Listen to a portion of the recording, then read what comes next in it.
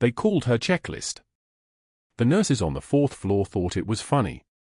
Dr. Thornton used it during handoff reports, his voice dripping with condescension. Better ask checklist if she's documented her breathing yet. The overnight residents whispered it at the coffee station, rolling their eyes whenever Natalie Hayes questioned an order or flagged a contraindication no one else had caught. They didn't know those hands that counted pills so carefully had once field-dressed 14 Marines under sniper fire in the Jolan district of Fallujah. They didn't know her obsessive charting came from watching men die because someone forgot a step, forgot to document, forgot to double-check. Natalie moved through Oak Creek Memorial's ER at 2,100 hours like someone permanently counting, permanently verifying. Every medication cross-referenced. Every discharge order reviewed. Every patient's stability reassessed before she'd let them walk out the door. The fluorescent lights overhead hummed their monotonous frequency as she adjusted her scrubs, the fabric catching on the scar tissue webbed across her left shoulder, 2 inches of raised pale skin that she never explained, that no one asked about. She kept a tarnished challenge coin in her locker, tucked behind tampons and granola bars where no one would think to look, where no question would follow. The coin was from 2007, its edges worn smooth by 16 years of fingers. Some secrets didn't need to be guarded. They just needed to be forgotten. Natalie had been at Oak Creek Memorial for exactly 19 days when she first heard the nickname. It wasn't cruel, not yet. Just dismissive. Just the way people talked about someone they'd already decided wasn't quite one of them. She'd arrived in Philadelphia 3 weeks prior, her discharge papers still in a file box in her apartment, her Navy service reduced to a single reference line on her job application, previous healthcare experience, 16 years. That was honest enough. The rest of her biography didn't belong in a hospital that smelled like antiseptic and coffee and the particular staleness of fluorescent-lit mornings. She'd chosen Oak Creek Memorial specifically because it was large enough that no one would know her history, anonymous enough that she could build a new life from the ground up. 17 years of Special Forces service, 3 deployments to Fallujah, 2 Purple Hearts, and a commendation she'd never framed. She wanted to be a nurse. Not a veteran. Not a former operator. Just someone with steady hands who knew how to save lives in the daylight instead of the dark. The scar on her shoulder caught light as she reached for the chart rack. Dr. Sarah Chen glanced over from the central monitors, following the movement with the split-second calculation of someone deciding whether to ask. She didn't. That was the thing about new hires, everyone wanted to know your story, but only if it was convenient. If it came with a narrative they could repeat. A scar from a car accident. A surgery. A motorcycle. Not something that required the kind of silence Natalie carried like a third shift. The ER on a Tuesday night was calibrated chaos. 17 beds. 3 traumas incoming. The triage nurse had marked the third one as a 52-year-old male, acute abdominal pain, vital stable but trending downward. Code yellow, not quite red. The kind of patient who made people comfortable, which was exactly when they died. Natalie had seen it before. Not here. Intense. In dust. In the kind of places where the light never stayed still and the monitors didn't beep, they just stopped. She pulled the patient's chart, 13 pages already, and started reading at the beginning instead of the end. The ER doctors hated that. They wanted you to skim the summary, accept the diagnosis, move on. Natalie read everything. At 21:27, Dr. Marcus Thornton arrived for his rotation. His shoes announced him first, Italian leather, oxblood red, the kind that cost more than most nurses made in a week. He moved through the automatic doors with the particular confidence of a man who'd never been told no, whose authority had accumulated the way interest compounds. 48 years old, chief of surgery, connected to 3 board members through referrals, marriages, and the kind of professional reciprocity that felt like law. His presence made the air pressure change, made the residents stand straighter, made the nurses turn fractionally toward him whether he was speaking or not. He did not make Natalie look up from the chart she was reading. The 52-year-old with abdominal pain had been in the system for 8 hours. 8 hours of imaging, labs, provisional diagnoses. The chart showed no major findings. The attending physician had decided on discharge with pain management and an outpatient ultrasound in 48 hours. Standard protocol. Reasonable care. The kind of decision that would have felt obvious if Natalie hadn't noticed the patient's albumin levels trending downward, the white count rising incrementally, the lipase staying elevated when it should have resolved. Nothing screaming. Just a whisper. Just the kind of detail that only mattered if you were listening. Dr. Thornton was standing at the nurse's station when she brought the chart to him. His eyes passed over her the way light passes through glass, present but not registering. She was 34 years old and 16 years into a military career that had erased her from the world's view. Being invisible at Oak Creek Memorial felt like coming home. She held the chart toward him. "I'd like to review the discharge order for bed 7. The albumin pattern concerns me. Could we hold the ultrasound until tomorrow instead of the outpatient follow-up?" Dr. Thornton's laugh was the kind that traveled. Short. Dismissive. Without warmth. He took the chart from her hands but didn't look at it. New nurses always see patterns that don't exist. You learn to trust the data, not your instincts. The data says discharge. The data was incomplete. Natalie kept her voice level. The lipase elevation is unusual for simple gastroenteritis. The albumin trend could indicates you're overthinking a routine case. He handed the chart back without opening it. Discharge him. That's a direct order. She took the chart back and documented her concerns in the patient notes. Every detail. Every vital sign. Every number. If this man came back through the doors in 12 hours with acute pancreatitis, there would be a record. There would be proof that someone had noticed. Proof that someone had tried. Natalie understood documentation the way other people understood breathing. It was the only voice that mattered when your own didn't count. The patient left 3 hours later with discharge papers and a prescription for metoclopramide. He would return to Oak Creek Memorial at 0340 with acute hemorrhagic pancreatitis and a falling blood pressure that would require emergency transfer to ICU and a surgeon who wasn't Dr. Thornton. But that was hours away still. For now, Natalie finished her charting and moved to the next patient, her hand steady, her mind cataloging details no one else had bothered to notice. It was during the handoff report the next morning that Dr. Thornton first used the nickname intentionally. He was recounting the night cases to the day's shift, his voice carrying that particular cadence of mock seriousness. "We had a patient with obvious gastroenteritis, obvious to everyone, anyway, but checklist here wanted to keep him for 2 more days. Ran her little diagnostic algorithm. Very thorough. Very careful." The residents laughed. Not harsh laughter, just the professional kind, the kind that signaled where the hierarchy Saturday. Where Natalie Saturday? She was in the supply room when she heard it. Replacing empty 4 bags. Moving with the kind of mechanical efficiency that meant she was thinking about something else. She wasn't offended. Offense required her to believe the assessment, and she didn't. Her discharge recommendations had been based on 8 years of nursing training compressed into 19 days at this hospital, plus 16 years of watching vitals deteriorate, watching systems fail, watching people die because someone had decided to move on instead of dig deeper. The nickname didn't change that calculus. But it would. Over the next 11 days, the nickname would transform from casual dismissal to institutional shorthand. The residents would use it on rounds. The attending physicians would deploy it with the precision of a scalpel.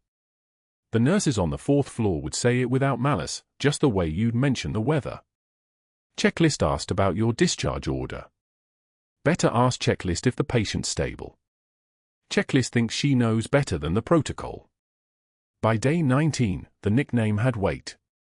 By day 22, it had teeth. Dr. Thornton began filing policy violation reports exactly 3 weeks into Natalie's employment. The first one cited excessive documentation. The claim was that she was spending 23 minutes per patient on charting when the hospital average was 6 minutes per patient. The violation was formal, dated, submitted to the nursing director with a note expressing concern about time management and the importance of maintaining departmental efficiency. The second report, filed 4 days later, flagged her for questioning physician orders during rounds. The language was careful. Not insubordination. Not direct challenge. Just a note about the importance of collaborative practice and the established protocols that governed the chain of command. By the end of week 4, there were 5 reports in her file. Each one individually defensible. Each one technically accurate. Together, they built a structure, a pattern, a case. Natalie received a notification to meet with her nursing director on a Thursday morning, her shift ending at 0700, her eyes grainy with fatigue.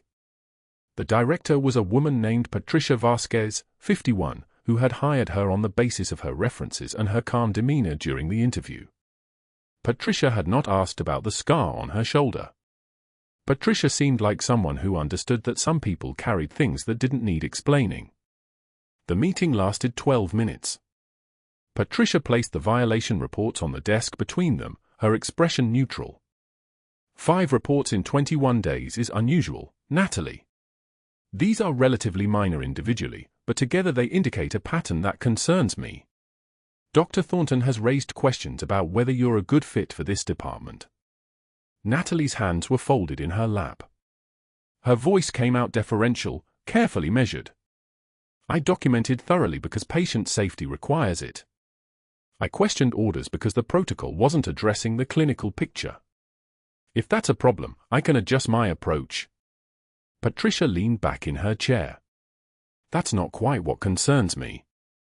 What concerns me is that you're flagging valid practices as violations. Nobody here documents like you do. Nobody here challenges the attendings like you do. And that makes Dr. Thornton uncomfortable, which makes this harder on you than it needs to be. Natalie understood what wasn't being said. She understood that the violation reports were a beginning, not an ending. She understood that Dr. Thornton had just signaled his intention to build a case, and that the hospital machinery would help him do it because he was chief of surgery and she was new and unknown and didn't have anyone fighting in her corner.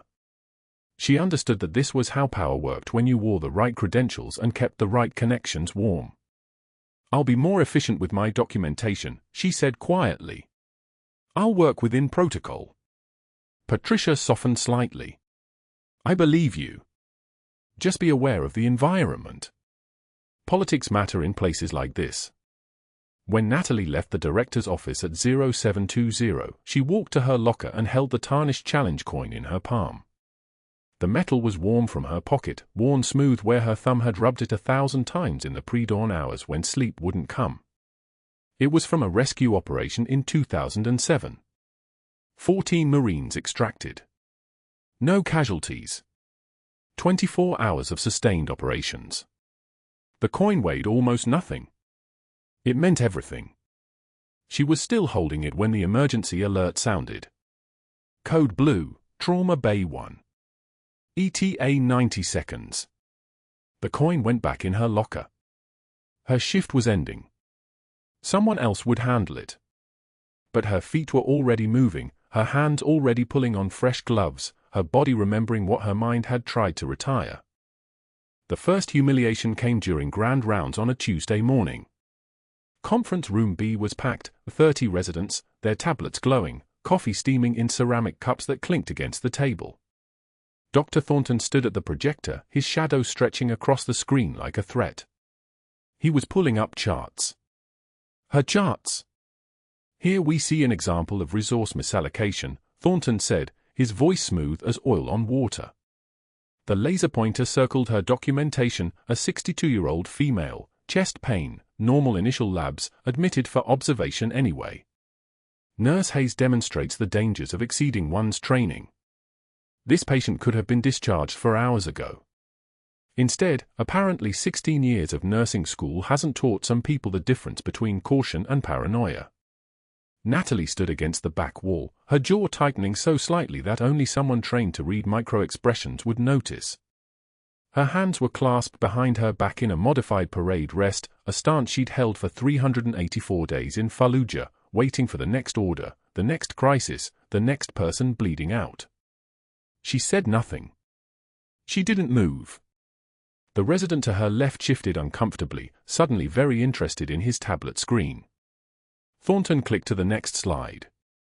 The patient coded at 1,400 hours with a myocardial infarction. An MI that morning labs had missed. An MI that discharge protocols would have sent home. He paused, letting that land like a judge's gavel. Fortunately, the patient survived.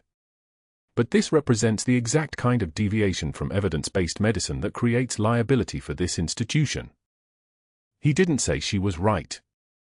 He didn't acknowledge that her instinct, honed across 16 years of military medical training and 1,000 critically ill patients, had saved that man's life. Instead, he turned to the residents and smiled the smile of a man who knew he held the room's attention like a surgeon holds a beating heart. Questions, he asked no one. No one had questions. The silence in conference room B was the kind of silence that lives in operating theaters right before someone flatlines.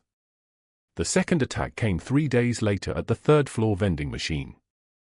Natalie was feeding quarters into the slot, quarters she'd counted twice to make sure she had exactly enough, because she did not waste money and she did not waste motion. B7. A granola bar. Something she could eat at her station between charting and the next admission. 2 attendings stood 6 feet away, their voices low, their eyes on their clipboards in the way people's eyes are on clipboards when they're actually listening to someone else's conversation. Thornton approached from the stairwell. She didn't hear him coming because she was focused on the mechanical turn of the coil dropping her selection, but she felt the air pressure change, the way a room shifts when a predator enters. Presence like that was something she'd learned to read in hostile territory. It meant threat. It meant pay attention. "You know, checklist," Thornton said loudly enough that the attendings could hear, "I've been thinking about your future here at Oak Creek." He leaned against the vending machine like he owned it. Like he owned the floor, the hospital, the very oxygen in her lungs. Some people simply aren't cut out for real medicine. There's no shame in admitting nursing school might have been a mistake. Have you considered dental hygiene? Less critical thinking required. Natalie continued counting her change with rock-steady hands. 13 cents. 14 cents. Her hands were steady because they had held buddies while medevac helicopters screamed down through hostile fire. They had been steady then. They would be steady now. She could hear one of the attendings pretend to clear his throat. The fluorescent lights hummed their mechanical buzz above them. She selected B7 again, waited for the coil to turn, collected her granola bar, and walked away as though he'd commented on the weather forecast. Not fast. Not slow. Just gone. The kind of walk that said nothing he'd said had touched her, had registered, had mattered even slightly. But that wasn't entirely true. The final confrontation came Friday during shift change. Natalie was reviewing the chart for a post-surgical patient, a man who'd had his appendix out that morning, who was now showing vitals that didn't match his presentation. Blood pressure dropping. Heart rate climbing. He was moving too much, complaining of pain that wasn't matching his incision site. Something was wrong. Something internal. Something that would kill him in 6 hours if nobody caught it. She found Thornton at the nurse's station, his hand reaching for the discharge summary he'd pre-signed. "Doctor, I need you to reconsider discharging room 412, she said quietly. "His vitals don't." "His labs are normal," Thornton interrupted, not looking at her. "He's stable. His systolic is trending down. 98 to 94 in the last 2 hours. And his?" "Nurse Hayes." Thornton set down his pen. He stood and turned to face her, and his voice dropped to a whisper that only she could hear, a whisper that felt like a knife pressed against her throat. "Question me again and I will have security escort you out of this hospital in handcuffs. Do you understand me, checklist?" His hand moved toward the phone on the desk.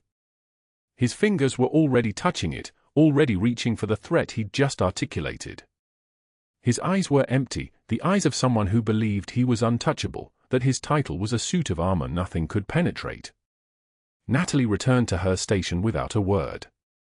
She opened the patient's chart on the computer.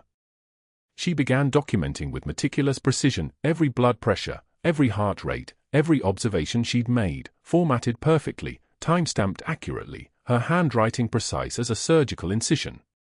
She documented the discharge order. She documented Thornton's refusal to reconsider. She documented everything in language so clear that a jury would understand it, that a malpractice attorney would weep over it, that any reasonable person would see exactly what she had seen. Her hands were steady the entire time. Not one tremor. Not one hesitation. The trembling didn't start until she reached the supply closet at 1900 hours, closing the door behind her and pressing her back against shelves of gauze and saline and wound dressings. That was when her hands shook. That was when she allowed them to shake, alone, where no one could see, where no one could weaponize it as evidence that she didn't belong here. The supply closet smelled like antiseptic and cardboard. She breathed through her nose and waited for the trembling to pass. It took for minutes. For minutes of staring at a shelf for tubing and thinking about the patient in room for 12. About what was probably happening in his abdomen right now. About whether anyone was watching him closely enough. About whether Thornton would even care when the patient spiked a fever at midnight, when the surgical site started leaking, when the infection spread from his peritoneum into his blood and sepsis came like a thief in the night. She had documented it. She had done everything right. And it wouldn't matter. But that wasn't the worst part. At 01 for 7 hours, the ambulance bay doors exploded inward with a blast of November cold and the wail of sirens that cut through the night like a scream. Paramedics rushed a gurney through triage, their movements urgent, their voices stacked on top of each other in the controlled chaos that only someone trained to hear it could parse into information. Male, approximately 60, unresponsive, found collapsed in hotel room, BP 70/40 and dropping, possible internal bleeding, ETA 2 minutes. Natalie was in the ER charting when the sirens hit. She was on her feet before the conscious part of her mind registered that she'd moved, her hands already pulling on fresh gloves, her body already remembering what her mind had tried to retire. Muscle memory was a thing that lived deeper than thought. Deeper than choice. The man they wheeled in had the kind of face that came with expensive suits and room service breakfasts and the assumption that his body would cooperate with his schedule. His suit jacket was already cut away by the paramedics. His abdomen was distended and rigid, hard as concrete, his skin the color of old pennies. One look and Natalie started barking orders with the kind of voice that didn't ask for permission. Type and cross for 6 units, she said. Activate massive transfusion protocol. Get ultrasound down here now. The on-call resident, Morrison, 2nd year, the kind of careful young man who checked protocols twice before moving, fumbled with the ultrasound probe. Natalie had already established the second full line the paramedics had missed, her movements economical and precise, no wasted motion, every touch purposeful. The fast exam came back exactly what she'd suspected, free fluid pooling in his abdomen. Internal hemorrhaging. Probably spleen. Possibly liver. The kind of injury that killed people at exactly the moment they thought they were going to live. We need to get him to surgery now, Morrison said, reaching for the phone, but the man's oxygen saturation was already dropping, 88, 85, 82, and his neck veins were distending like they were going to burst through his skin. His lips were starting to turn blue at the edges. Natalie's eyes tracked to his trachea. It was deviating to the left. The right side of his chest wasn't moving. No breath sounds on the right. No rise and fall. Just a man dying in real time from a tension pneumothorax that nobody had noticed yet because they were busy looking at his abdomen. He's got a pneumothorax, she said quietly, moving to his side. Her fingers found the asymmetry in his chest wall, the second intercostal space, midclavicular line. The spot where air was escaping into the space around his lung, collapsing it, pressing against his heart, killing him 1 second at a time. Tension pneumo. His chest isn't moving on the right side. Morrison froze. The phone was halfway to his ear. The crash cart was 15 feet away.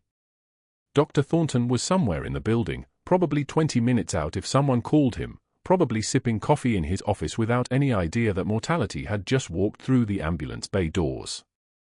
The patient's oxygen saturation hit 71.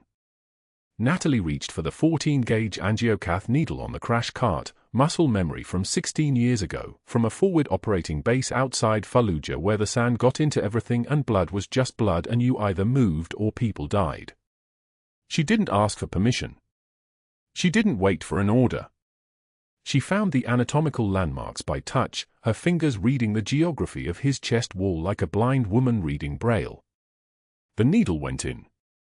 The hiss of air escaping was immediate and absolute, a rush of pressurized breath releasing back into the room, the sound of survival, the sound of time buying itself back 1 second at a time. O2 climbing. 75. 82. 88. Stable. The man's lips were still blue but his eyes opened, just slightly, just enough to show he was conscious enough to understand he wasn't dead yet. Morrison was staring at her like she'd just reassembled a shattered vase without touching the pieces. "Call surgery," Natalie said, already moving to get a chest tube kit ready, her hands busy, her voice calm as still water. "Tell them we've got a tension pneumo decompressed and internal bleeding. And get me the trauma attending. Now." But the moment the words left her mouth, she knew the real crisis had just begun. The monitor screamed. One sustained note that meant the Admiral's chest was collapsing inward, air filling the space around his lung, pressure building like a time bomb with a ticking clock measured in seconds instead of minutes. Natalie didn't think about protocol. She didn't think about Dr. Thornton or board meetings or the careful composure she'd maintained for 16 years. She thought about Fallujah. She thought about Staff Sergeant Morrison pinned under a Humvee with a deviated trachea and 18 minutes before the next dust-off bird could arrive. She thought about hands that had learned to count ribs in darkness with tracer fire overhead, and right now those same hands were moving before her conscious mind finished processing what she was seeing. The crash cart was already beside the bed. Morrison had wheeled it over when the Admiral's color started turning gray, when his breathing became that high-pitched stridor that only happened when your airway was being crushed from the outside. The on-call resident, some third-year named Chen, was standing motionless at the foot of the bed, his eyes locked on the monitor where systolic pressure had dropped to 50 and was still falling. 50 was the number where brain stopped getting blood. 50 was the number where you had maybe for minutes before irreversible damage started. 50 was the number where doctors froze because they were taught to wait for attending supervision and patients died while everyone waited. Second intercostal space, mid-clavicular line, Natalie said, not to anyone specific, just stating the anatomical coordinates like she was reading a map. Her voice sounded strange to her own ears, flat, professional, the voice of someone giving a briefing. She wasn't asking. She wasn't requesting. She was narrating what was about to happen. Morrison understood immediately. He positioned the light while Natalie's fingers found the landmarks, the second rib, counting down from the Adam's apple, the space between ribs 2 and 3 where you'd slide a needle if you had no choice and time was running out. She prepped the site with an alcohol swab. The smell of it hit her immediately, sharp and chemical, and for just a fraction of a second she wasn't in Philadelphia anymore. She was in a combat outpost outside Fallujah in August of 2007, and the only light was coming from burning vehicles, and the only sound was small arms fire and someone screaming that they couldn't feel their legs. She blinked. Once. The smell of antiseptic reconstituted her present. Oak Creek Memorial. Philadelphia. The Admiral lying in front of her with a trachea being crushed by pressurized air. The 14-gauge needle was already in her hand.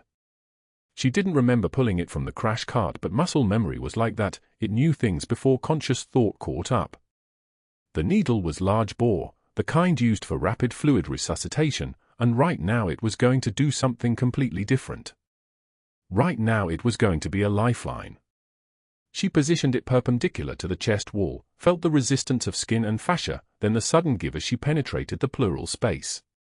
The sound came next, exactly as she'd known it would, a rush of pressurized air that sounded like a tire deflating in fast motion, like someone had just opened a door to a room where all the pressure had been building since the moment this man's spleen had ruptured.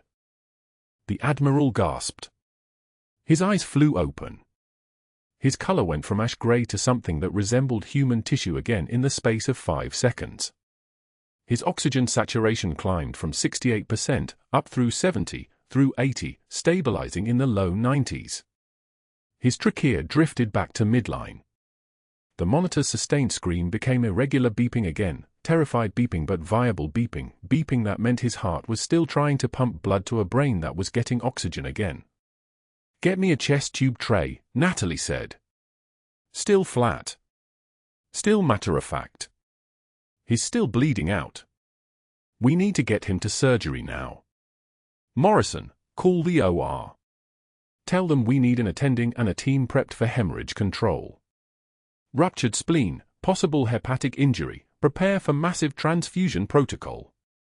Chen was still standing at the foot of the bed, his mouth slightly open, his eyes tracking the Admiral's vital signs like he was trying to make sense of the fact that 30 seconds ago this patient had been 2 minutes away from cardiac arrest and now his blood pressure was climbing. Now his oxygen saturation was 92%. Now the monitor was beeping in a rhythm that suggested he might actually survive the next hour.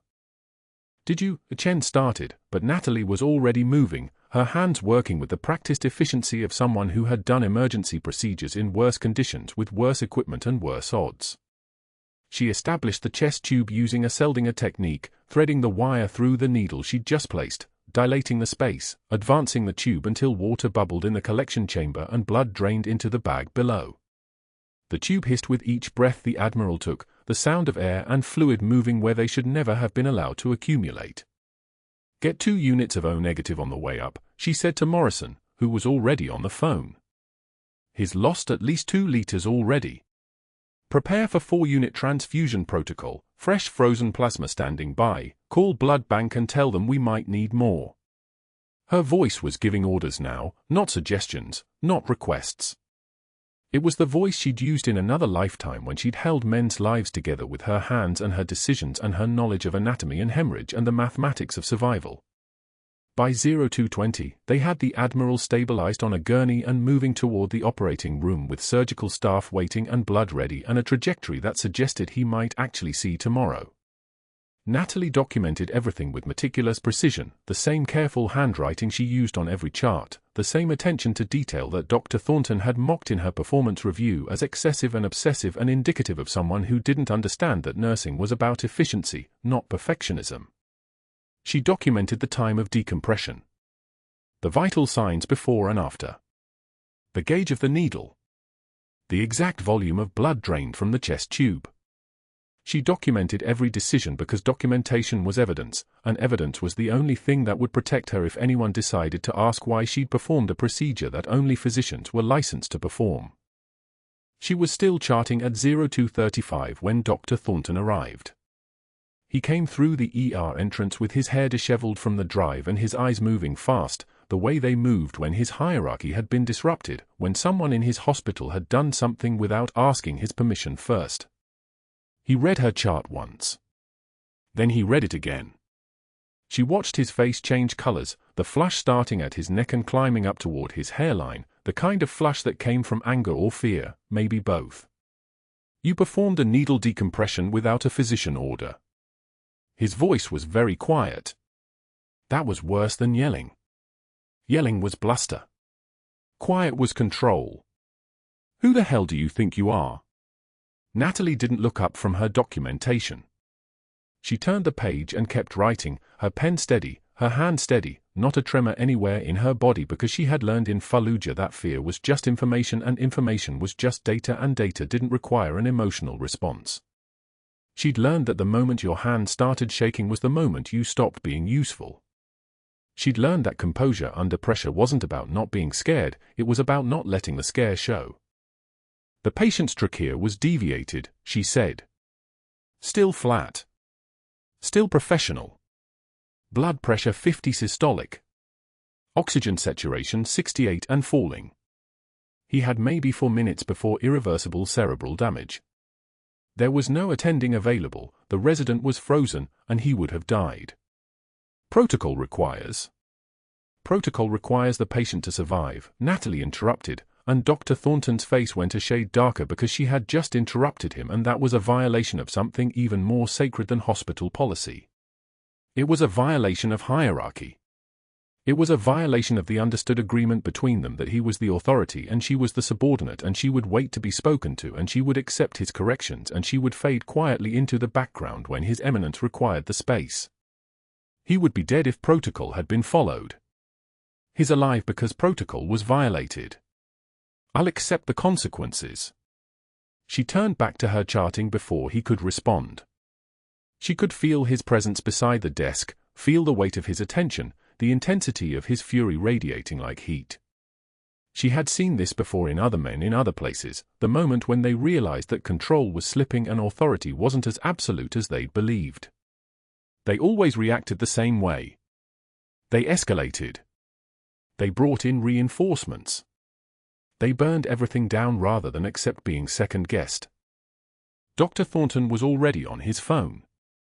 She could hear him speaking to someone on the other end, his voice low and fast, words like gross negligence and violation of scope and immediate disciplinary action, and the chief medical officer would want to know about this immediately. He was making calls while he talked, pulling numbers from his phone with the practiced efficiency of someone who had spent years building a network of people who owed him favors. Board members. The nursing director. Hospital attorneys.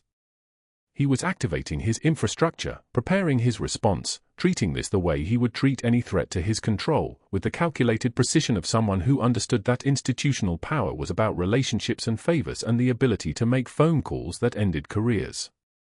Natalie finished her charting by 0300. By 0315, an emergency board meeting had been scheduled for 0600. By 0345, she had 3 separate messages on her phone from hospital administration telling her not to leave the premises. Dr. Thornton was still in the ER, still making calls, still building his case with the methodical determination of a man who had learned that the best way to eliminate a threat was to dismantle it completely, using the hospital's own policies as weapons. She sat in the break room with a cup of cold coffee and waited for dawn. The emergency board meeting was called for 0330, before the sun broke over Philadelphia.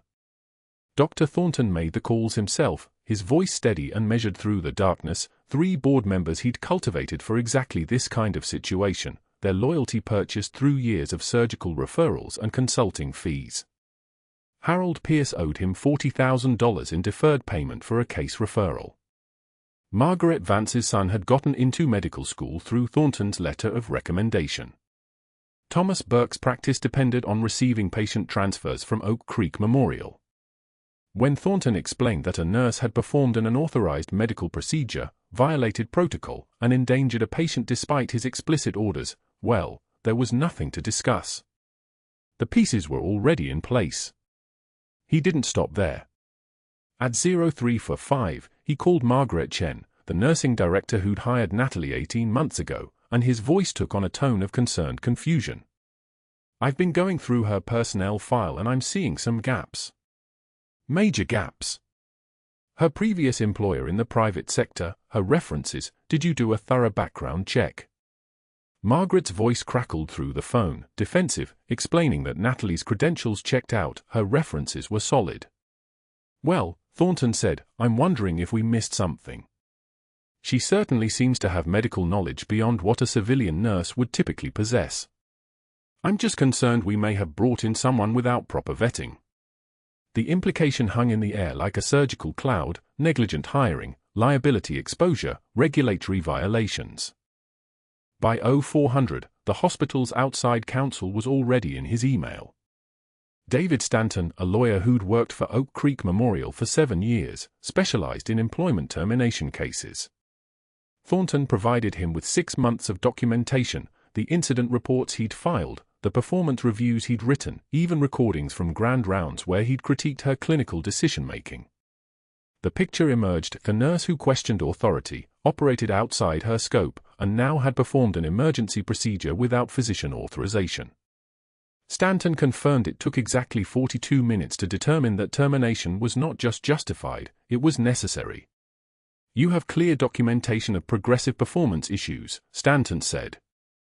This last incident is gross violation of protocol.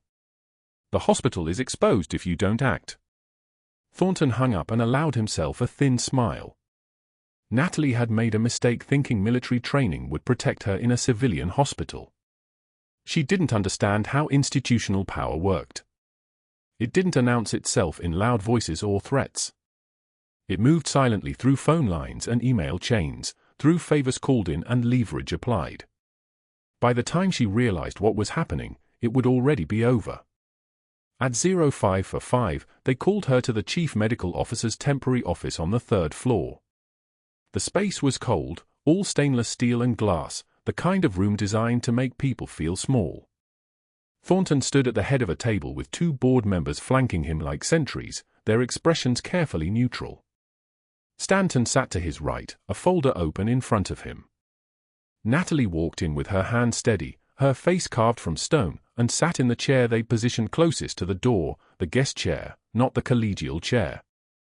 "We've completed our investigation regarding your unauthorized intervention in the Admiral's case," Thornton began, his voice carrying the weight of institutional authority. He didn't make eye contact. "Your actions constitute a gross violation of hospital protocol, practicing medicine beyond the scope of a registered nurse, and endangering patient safety." Harold Pierce's voice came next, rehearsed and hollow. "We have no choice but to accept your immediate termination, effective as of 0600 hours. Natalie didn't flinch. Didn't blink. Her hands folded in her lap like they were made of iron. "We reviewed your application materials," Margaret Vance said, the nursing director's voice tight with the discomfort of someone who suddenly understood they might be culpable. "There appear to be significant gaps in your employment history. Previous positions you didn't disclose. Training certifications that seem unusual." When they asked her about the procedure, where she'd learned to perform a needle decompression, Natalie answered with the same flat precision she'd used every day in combat. 12 years active duty. Special Forces medical training. 3 deployments to Fallujah. I retired honorably in 2019. I chose nursing because I wanted to heal. Her voice didn't waver. I didn't include it on my application because I didn't think it was relevant. The room shifted.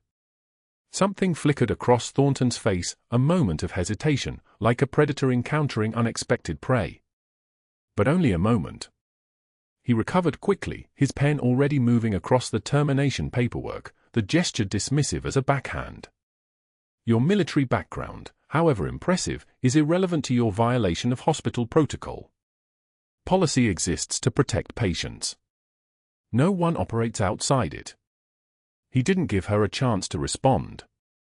By 0600, her badge was deactivated. The nursing director walked her out personally, an awkward escort that made other night shift nurses avert their eyes. No one wanted to catch the contagion of failure. No one wanted to be associated with someone who'd challenged authority and lost. The elevator down to the parking garage smelled like stale air and motor oil. Natalie walked through the ER on her way out and saw colleagues at Station 3, at the medication dispensary, at the nurse's station, all of them suddenly very focused on their screens, their charts, anything but her face. A nurse she'd helped train on her first week, a man named Derek who'd asked her questions for 3 hours, didn't lift his head. They were protecting themselves. Smart. That was what you did when someone got burned. You didn't touch the fire. The parking garage was nearly empty at that hour. Her Honda sat in space 47B where she'd left it 17 hours ago, a decade-old Civic with 167,000 miles on the odometer and a check engine light that had been on since 2021. She got in, closed the door, and pressed her forehead against the steering wheel. The engine was cold. The interior smelled like old coffee and the faint chemical sweetness of an air freshener shaped like a pine tree that hung from the rearview mirror. She didn't cry. Her hands didn't tremble. Pain was information, that's what they taught you in combat medicine. Pain told you what was broken. But this wasn't pain. This was something else. This was the moment where everything she'd built since leaving the military, every careful brick she'd laid in this new life, collapsed into rubble. The hospital badge sat on the passenger seat, her photograph facing up. The woman in that picture had been trying so hard to be small, to be quiet, to be invisible. She'd failed spectacularly.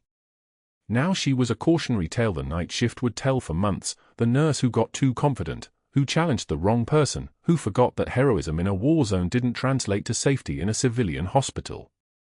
Thornton had understood something she hadn't. In war, your comrades had your back. In hospitals, they had their careers.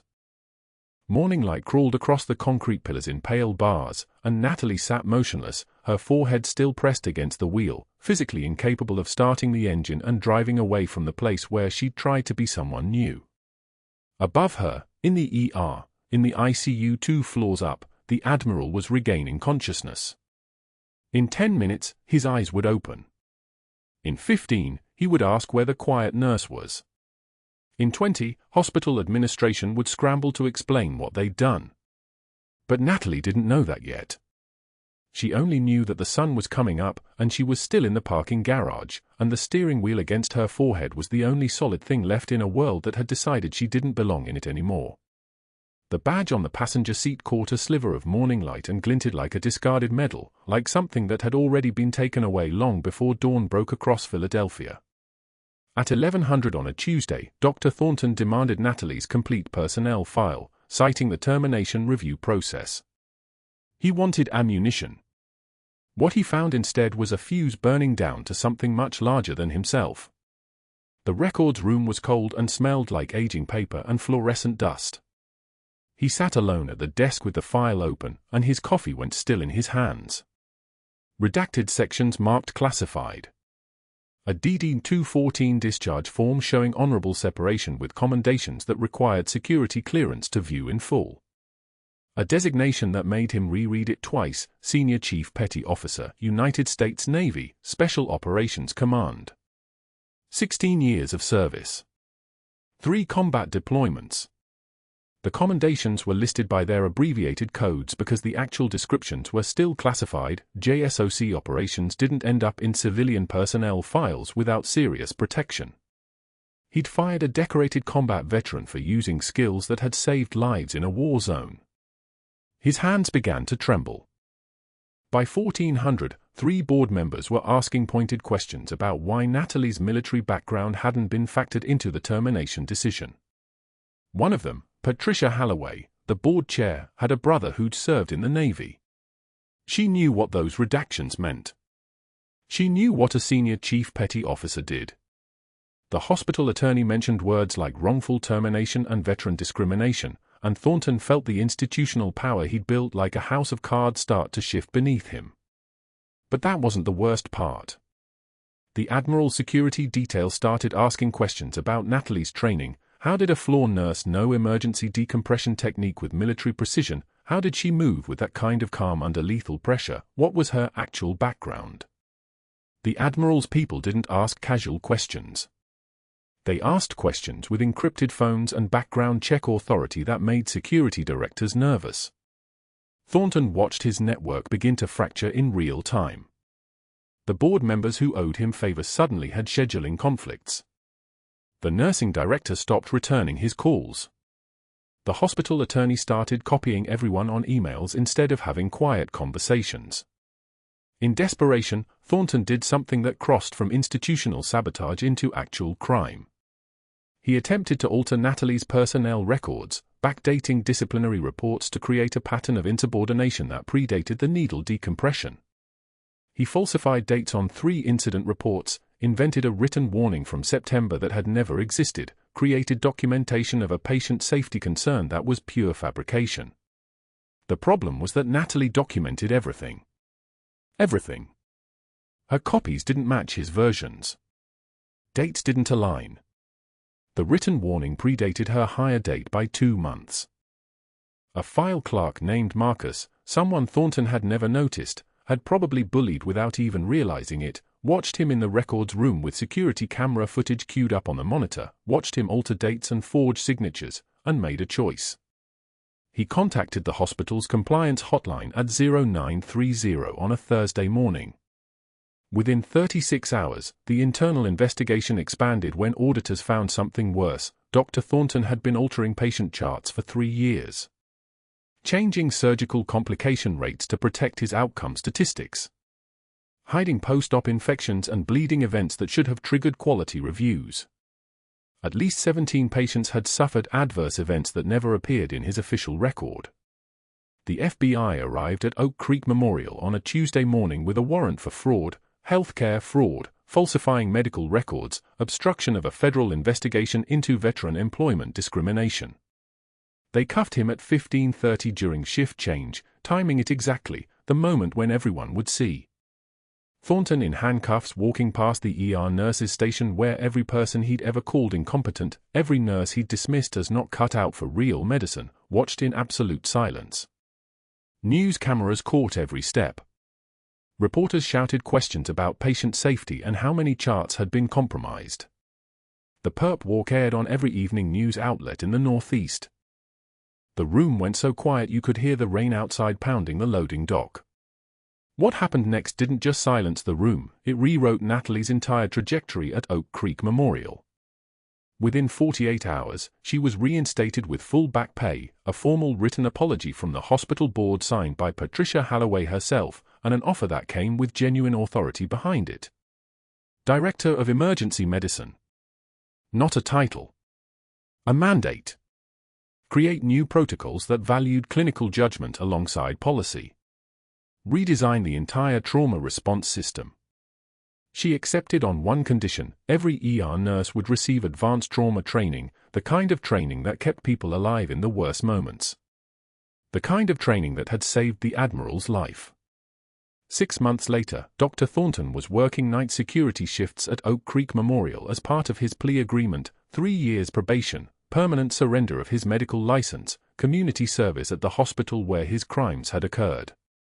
He checked employee badges at the rear entrance, a clipboard replacing the scalpel he'd wielded like a weapon. His voice, which had commanded rooms and bent administrators to his will, now said things like, "Have your ID ready and next in line, please." Authority had the same shelf life as his career. 0. Every evening at 1900, Natalie Hayes walked through his checkpoint on her way to the director's office on the 4th floor. She never acknowledged him, never gloated, never gave him the satisfaction of her attention. Just nodded the way she'd nod at any security guard, polite and distant, and continued to the elevator. In her office, the tarnished challenge coin from Fallujah sat in a shadow box frame on the wall beside her nursing degree and a photograph of 14 Marines standing in front of Firebase Guardian. The coin had shrapnel embedded in its edge. It had cost her a piece of her shoulder and had bought her the kind of composure that made her unstoppable in crisis. The Admiral visited once a month for follow-up care, always requesting Natalie's ER, and he always brought stories about the young medics being trained with the protocol she'd written. The training was spreading to other hospitals now. Navy medical schools were adopting her framework. She was building something larger than herself, something that would save lives she'd never meet. On a Tuesday in June, a young nurse named Davis came to Natalie's office confused. A patient in Bay 4 was asking for Guardian, but the ER didn't have anyone with that name. Natalie walked down to the trauma bay where a Marine corporal with a shattered femur recognized her immediately, his face breaking into the kind of smile reserved for people who'd pulled you out of the dark. His name was Reeves. 3rd Battalion, 5th Marines. Dark Horse Company. He'd never served with Natalie, but his squad medic had trained under the new protocols, and that medic had kept Reeves's bleeding controlled during a 20-minute helicopter ride to a forward surgical team in Kandahar 2 years ago. She stayed with him through the entire surgery, 16 hours total, the kind of marathon shift that would have exhausted anyone except someone whose hands knew how to hold steady when everything was falling apart. A new intern, watching from the surgical observation window, whispered to his senior resident, "Who is she?" and the resident just said quietly, "That's the director." She was a combat medic. As Natalie worked, her movements carried the economy of someone who'd made life-and-death decisions in fields under fire, every motion precise, every decision made with the kind of certainty that comes from having already survived the worst. Pain is information. Blood is data. The human body is a system that responds to physics and chemistry and the unwavering focus of someone who refuses to let it fail. When the last stitch closed at 0415, Reeves was stable, his core temperature regulated by the bear hugger warming blanket, his abdomen closed cleanly, his femur aligned properly. He was going to walk again. As Natalie finally left the surgical suite, passing through the ER bay where dawn was breaking through the windows, she caught sight of Thornton at his security desk 30 feet ahead. He was watching her approach, watching her walk past him with the kind of authority that came from knowing exactly who she was and what she'd done. She didn't break stride. She didn't acknowledge him. She just passed through the checkpoint and into the Philadelphia morning, and Thornton sat at his desk with his clipboard and understood what it meant to be utterly, completely powerless. The young nurses who'd watched her work those 16 hours were already asking about the advanced training protocols. The intern who'd watched from above was already talking about special operations medicine as his career focus. That's what happens when people see real competence, real courage, real unwavering presence under pressure. They want to learn from it. They want to become it. You do not need a badge or a gun to be a warrior. Sometimes the truest warriors are the ones standing quietly in an ER at dawn, hand steady, ready to hold someone back from the edge of darkness. If you've ever worked with someone like Natalie, quiet, competent, excellent at their job in ways that threaten people above them, you know what it looks like when that person finally gets recognized. You know what it feels like when the institution finally catches up with the truth. This is why it matters to protect those people, to see them before they're destroyed, to recognize that competence doesn't advertise itself and courage doesn't ask for permission. If you see a Natalie in your own organization, the person everyone assumes is just doing their job while they're actually carrying everyone else, make sure the decision-makers know it. Like this video, subscribe to see more stories about the quiet heroism that changes everything, and comment below, have you ever been underestimated by someone who didn't know your true value?